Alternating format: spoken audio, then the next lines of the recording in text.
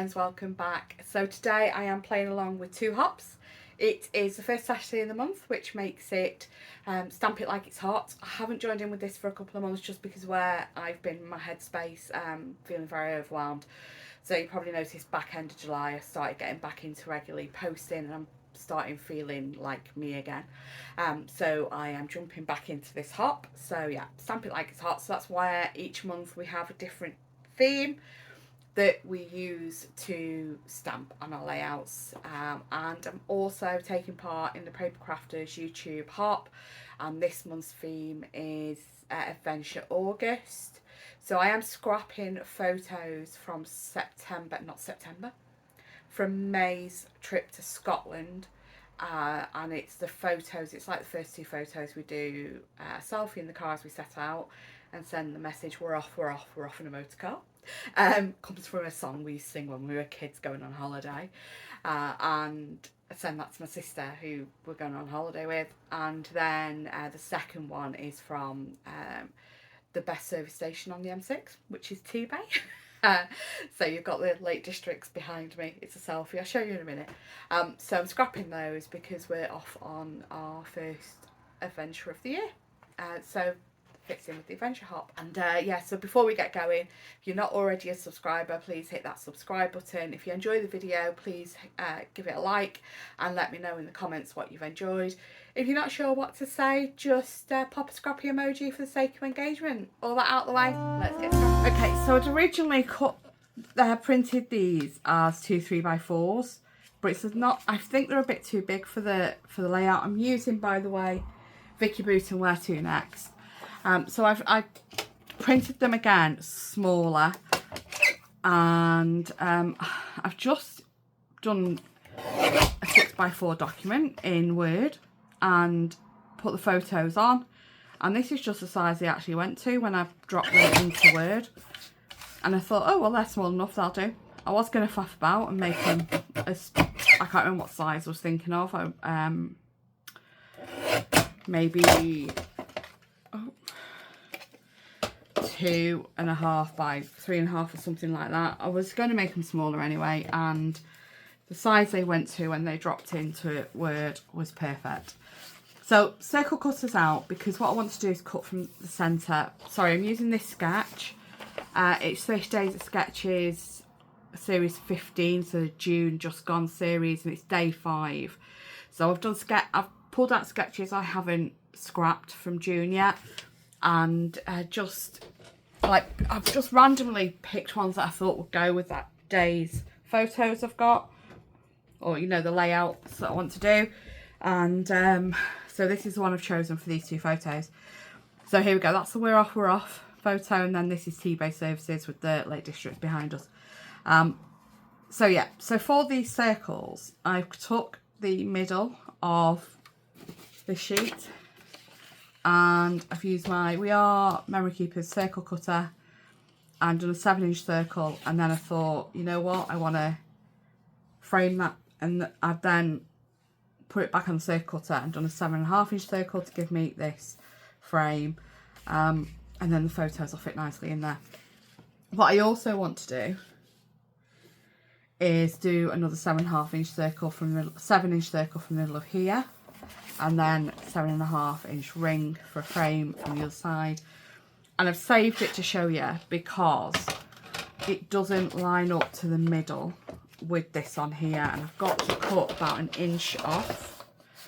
So I'm using the end that's got the perforation strip on to cut the inch off, because that's the bit I always trim anyway, because I hate that jaggedy edge you get when you cut your pull your perforation strip off. Then going to put it on here and try and line up this bit in the middle of the circle cutter with the middle of the paper. I need to change this to 7 first. So I need this on 7, and I am just moving the paper about to more or less get that bit in the middle into the centre of paper, and then I'm going to press it down, and then the circle cutter is going to hold the paper in place,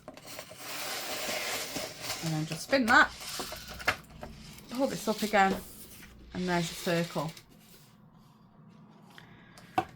So this one's going to go here. Now what I was thinking was to see if this is actually going to have enough tucked in to cut half and just do half and half of that, and it doesn't. So I've pulled the red out as well to do the other side, to do the other circle. So let's just do the frame piece. So we're just going to the little spurs that holds the paper in, we're just going to push it back into that, and we are going to move this to 7.5, and same again, you're just going to go around.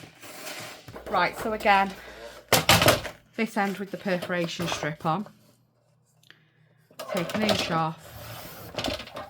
I'm going to do the same with this piece as I did with the blue and green one, and I'll be right back when that's done.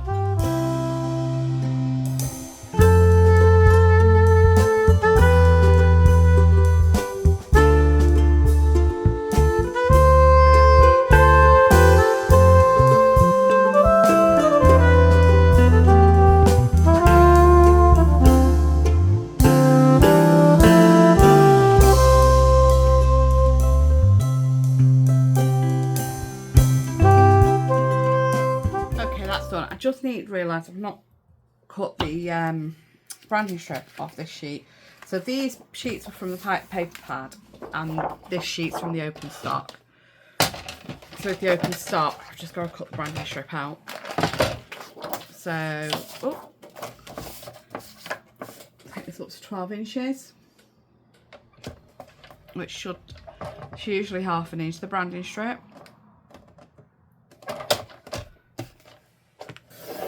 Keep your branding strips, loads of things you can do with that.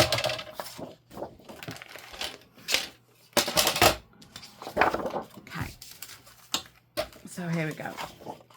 Got my piece of background paper. Got my red and pink circle, which I'm going to put down here. Got my blue and green circle. Go up here. I'm going to put any little imperfections where I've not held the circle cutter down firm enough, where they're overlapping. We're going to put my multicolour circle in the middle.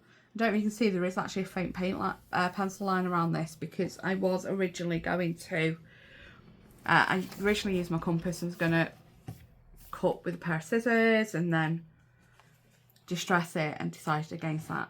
And then we've got my pictures in the middle. What I do want to just say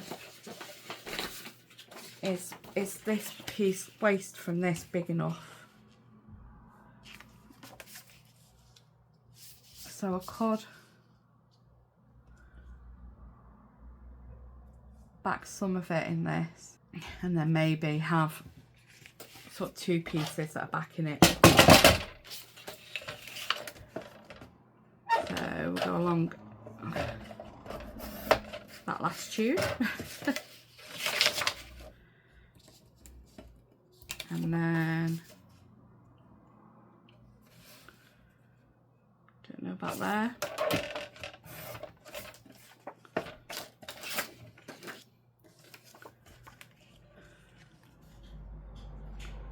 Have that like that.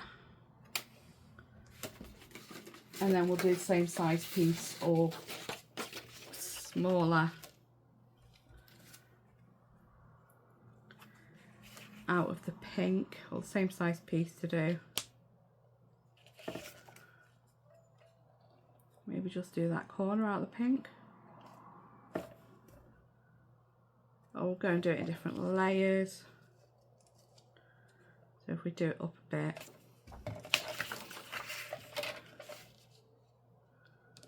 Like that. And we're just going to do this with my scissors, because this is mostly going to be under here.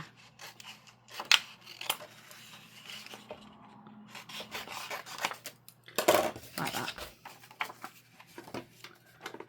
Stick them layers together.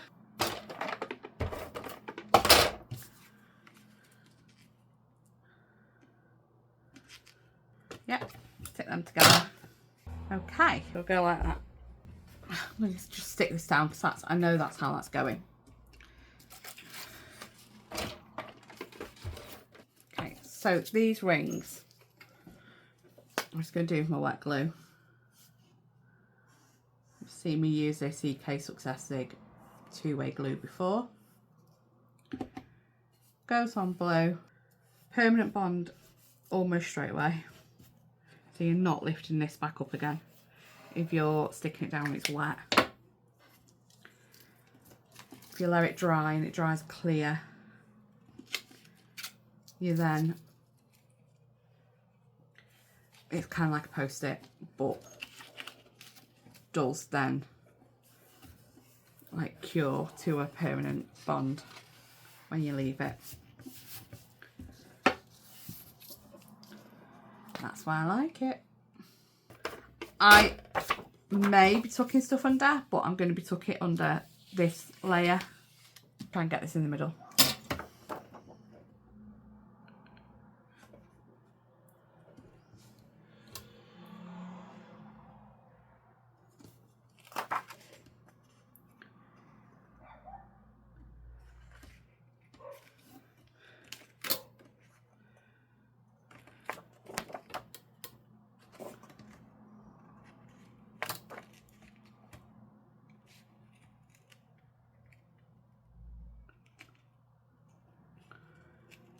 It's about there.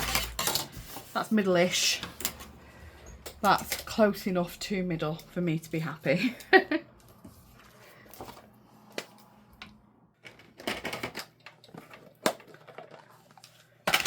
Okay, so now all that's stuck down, sort the photos out. I'm going to put this up on foam pads. Oh, my box is nearly empty. I'm going to have to get the big wheel out and refill my box. Oops.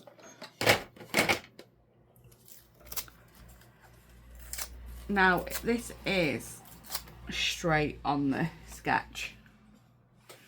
As you can see, I am going to put it on a wonk.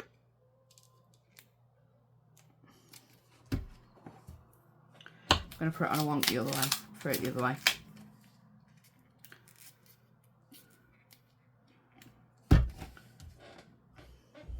You know what? No, throw it straight.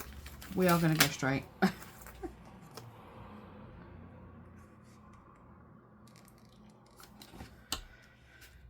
Okay, all that's done.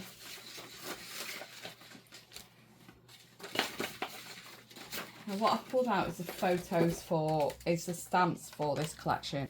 Before I get into that, oh, I've got a random set of die cuts from Let's Wander there. Look how thin that paper pad is. How amazing is that? How often does that actually happen? So I need a title. Oh, here we go. The Scenic route.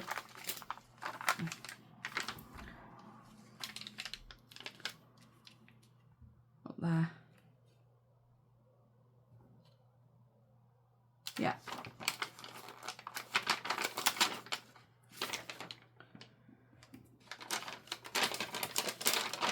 How about that?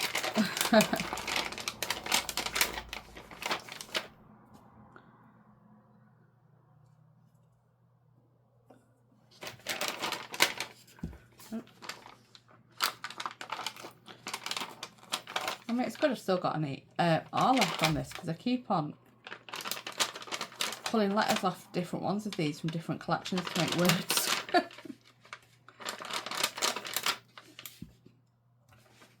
Okay. There's an R there that does not want to stay stuck and I don't know where that's from. Okay. Right, so I've pulled stamps for this collection out for doing this technique for the stamping that I want to do. I'm going to go and grab some mixed media paper card. Okay, so anybody who's been around my channel for any length of time will know I vehemently hate StazOn. I dislike it. It's got nothing to do with what it does to your stamps. I don't like almonds, I don't like marzipan, I don't like the smell. But StazOn has its place and it has its uses. mainly being able to stamp and watercolour. So I've cut out a ton here. I've used the paints you might have seen on the right of my mat there to do the packaging technique on some foundation paper, and then stamped the flowers and leaves onto it and fussy cut them out. I then decided those paints don't match, the colours were completely off, forget it, let's start again. So I've then gone and stamped these all the flowers and leaves again on mixed media cardstock, and I'm using the Distress Oxide inks that coordinate with where to next. So I've got the list of colours from Vicki Boutin video. She does swatches for her collections, which is fab. So I'm starting here with, I can't remember, but you'll be able to see it better on your screen what it was. I do then, I think, move to Spice Marmalade. I think it's Spice Marmalade. I'm just adding the water onto, so putting some of the ink onto the acetate, adding some water. I was going to spritz the water on, but my spritz bottles got clogged, so I'm just using a paintbrush. And then that's mustard seed, I think, that's coming. I'm coming in with there. I'm trying to spritz again, and it's just not having it. So yeah, with the paintbrush, and I am bringing the heat gun in and drying each layer in between adding the next colour of ink, which is fine when you're using things that are, next to each other on the colour wheel. So yellows with oranges, so reds, oranges, yellows. But then when I bring the blues in, I do get a little bit of mud because the water on the blues. So I think I start here with peacock feathers, and because the water on the blues reactivates the water on the yellows, oranges, and pinks. It wasn't peacock feathers, by the way. It was brown china. It does kind of go a bit muddy. So dry this layer off. I think I pull all the flowers off at this point and take the masking tape off the leaves. I then bring in, is it chipped sapphire? It might not be chipped sapphire. I think it's a blueprint sketch. I then bring in blueprint sketch to add a little bit more blue to some of the flowers. So I do this with my paintbrush. So I add some ink to some of them, and then I'm kissing some of the flowers together to mop up some of the wet ink, and then I'm just dipping some of the flowers into the ink on the acetate. So, it's another way of doing it. You can either do the packaging technique straight onto it, or, take the flowers to the acetate. So I'm just getting the leaves now, and then I'm going with the greens. This is where I get peacock feathers. So start with a layer of peacock feathers and just spot it around the leaves with the acetate, just kissing the acetate to the leaves. And then this layer is dried. I have cut out the drying and switching between colours. Then I think this was pine needles was the next colour. Again, just kissing the acetate to the card to transfer some colour, and I do dip some of the leaves into the ink off the acetate, and then coming in with this last green, which I'm really sorry I can't read on screen what that is. I'm adding some ink there directly to the leaves with the paintbrush, just for the ones that have completely got nothing on them, and then I'm just going back in, kissing the acetate randomly across the card to the leaves. So this all gets dried off and added to my embellishment tray. I forget I have these. Just coming back in to show you the mat. There is bits where inks come through, but it is still flat. Don't try this at all if you're worried about damaging a good mat. This is quite an old mat I've had for a while, so I wasn't too worried if it did get ruined. Has buckled a little bit from the heat. So yeah, you might want to take everything off and paint them separately if you're worried about ruining your mat. Now to embellishing. So I pull the flowers out, and I tuck between the frame piece and the main circle. I take 3 of the large flowers around the circle, and then dot some of the smaller ones between them, and I do dot a couple of the larger ones to the very edge of each circle as well, the outside edge. With that title, I'll talk about that in a minute when I get to gluing it. It's a do as I say, not as I do moment. So yeah, so the middle size ones here, I'm just dotting them in between the flowers and adding one with the ones off to the edge. And then the tiny ones, I do add them in, just kind of not, some of them aren't like completely tucked in and or completely underneath. They're just kind of adding more layers and coming out a little bit from the main thing. Okay, so with the title, I am in a minute after I've stuck these down going to glue the title down. Um, Start with the bit as closest to the photo is my advice. And you'll see what I mean in a minute. I thought I was sticking it at this point. I'm not. I stick the flowers first. I had this random wax seal on my desk from my last video of July for Hey Little Magpie, and I thought, you know what, this isn't too far off the darkest blue in the papers, so it might actually go. And it's got exploring gold on it, so it kind of goes with the whole adventure and going away again, and sharing our favourite bits in Scotland with my sister and her husband. So we're sticking the flowers down. I am just lifting them up in place and putting a line of glue. So I'm lifting them up with about 3 or 4 at a time.